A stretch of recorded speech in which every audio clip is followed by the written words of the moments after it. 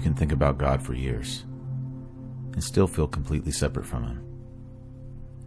You can read books, study ancient texts, watch teachings, and still find yourself lying awake at night, wondering why God feels so far away. And that's one of the hardest things to admit, because the mind believes that if it just understands enough, it will finally arrive. If it can gather the right information, decode the right teaching, or build the perfect belief system, then God will finally become real. God is not found by forcing the mind to produce certainty. And the truth is, many people are not distant from God because they lack intelligence. They feel distant because they are trying to use the wrong instrument. You cannot think your way to God because God is not an object inside thought. God is what remains when the noise of thought becomes transparent.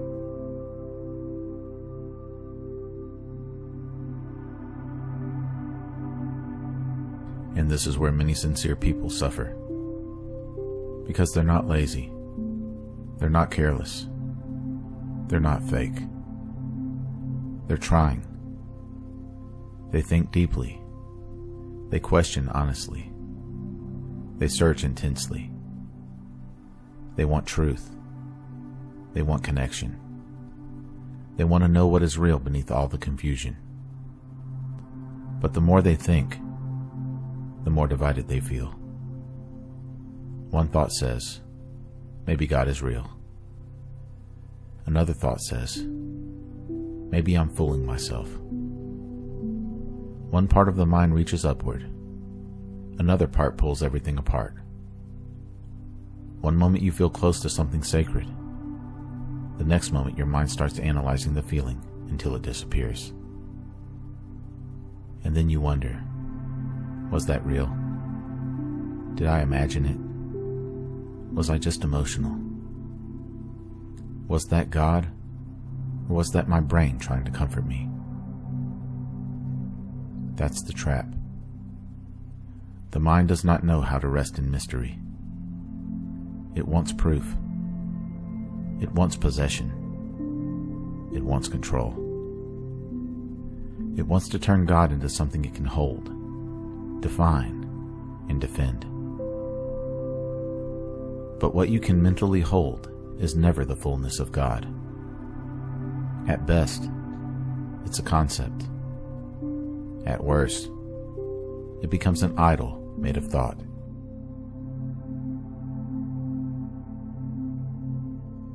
The mind creates an image of God, and then suffers when that image does not answer back.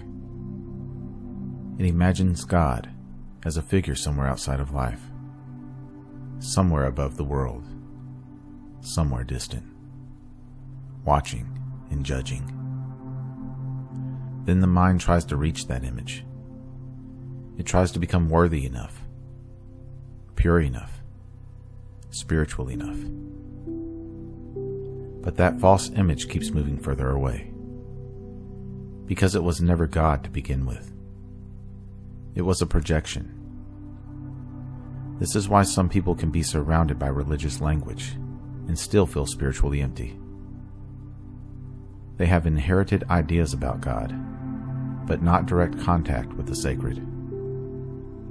They have been taught how to think about God, argue about God, fear God.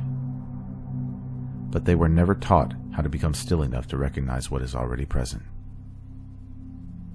Even Scripture points toward this deeper seeing.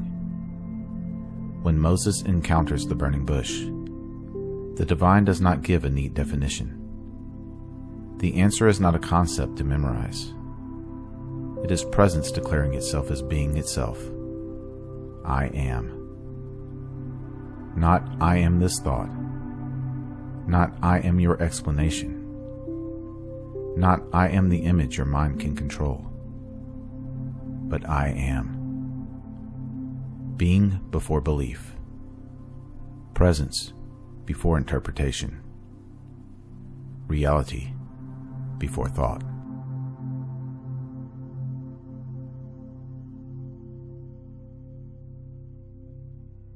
You don't find God by making him into an object of the mind. You recognize God by becoming quiet enough to notice the life in which the mind appears. Thoughts come and go. Beliefs change. Emotions rise and fall.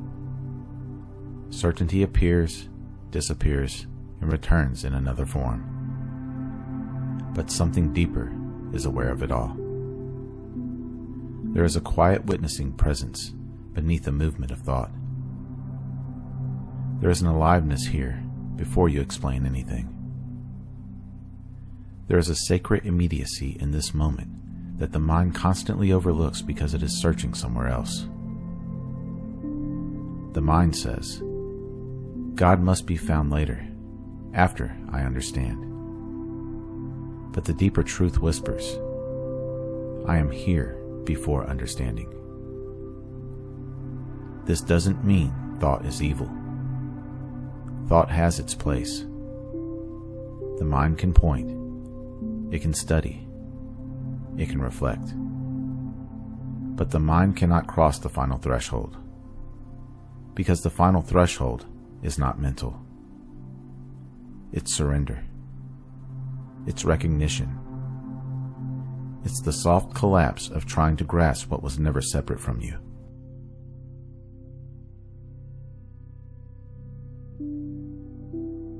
What some traditions call the monad points toward this undivided source beyond all mental images.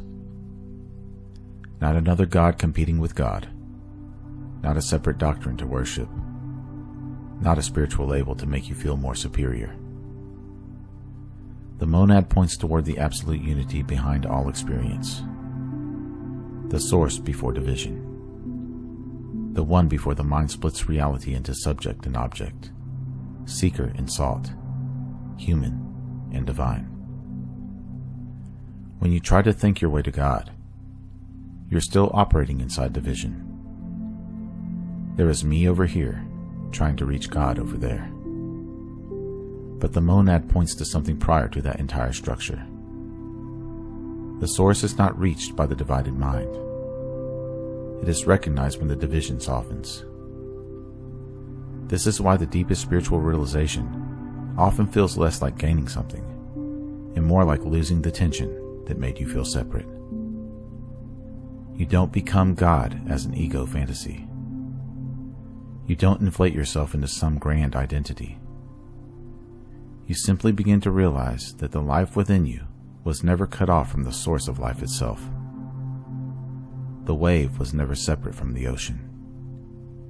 It only learned to think of itself as separate.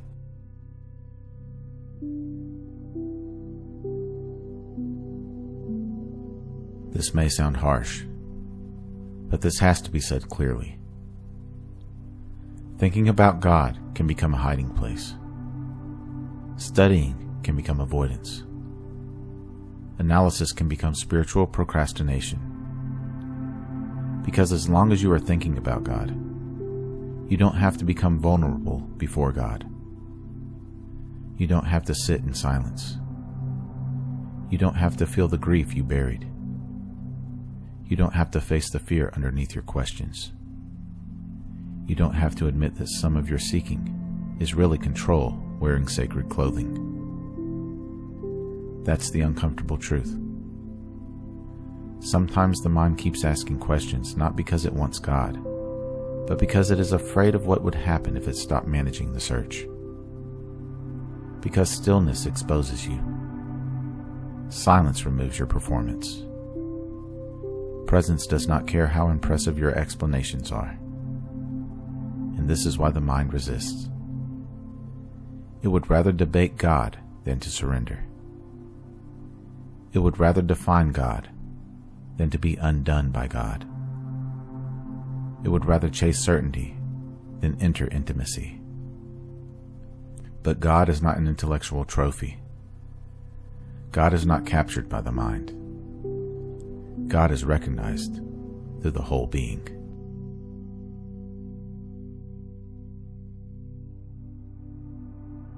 So what does this look like in your real life? It looks like catching yourself spiraling and not making another thought the solution.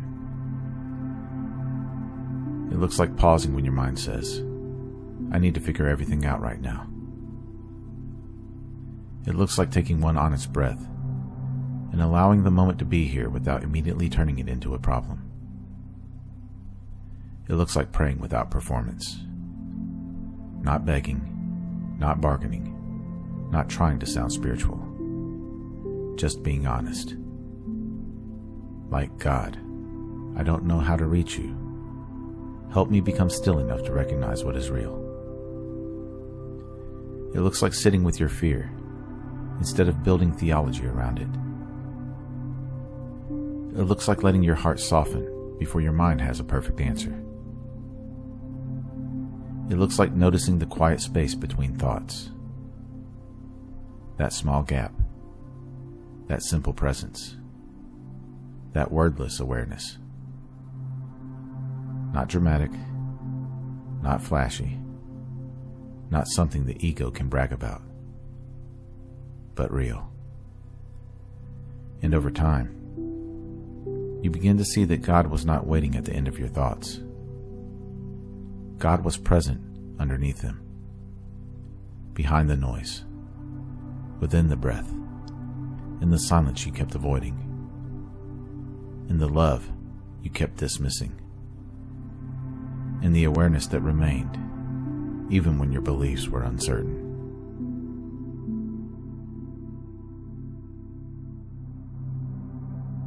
You cannot think your way to God, because God is not trapped inside thought. Thought can speak of God. Thought can point toward God. Thought can build symbols, teachings, doctrines, and maps. But the map is not the living presence. The word is not the reality. The idea is not the source. At some point, the mind has to bow. Not because it is worthless, but because it was never meant to be on the throne.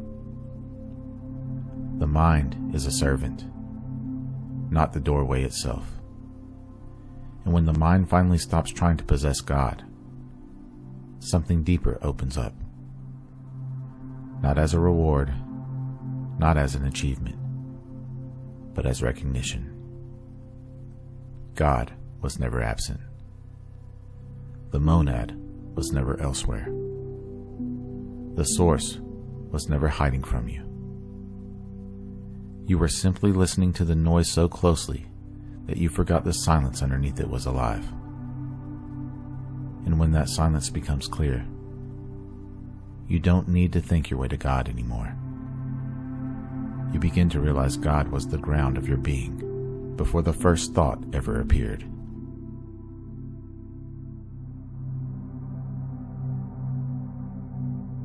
If this journey spoke to you, be sure to like, subscribe, and share this video with someone who is ready to experience life beyond thought. Comment below. Are you willing to become still? I read every comment. If you would like to support my work directly, you can do so at buymeacoffee.com/magnumopus333. Or you can explore some original merchandise at my Teespring store online. The link is in the description below. Remember, your consciousness is the key that unlocks reality. Let's keep unlocking it together. Thank you for watching. Until next time.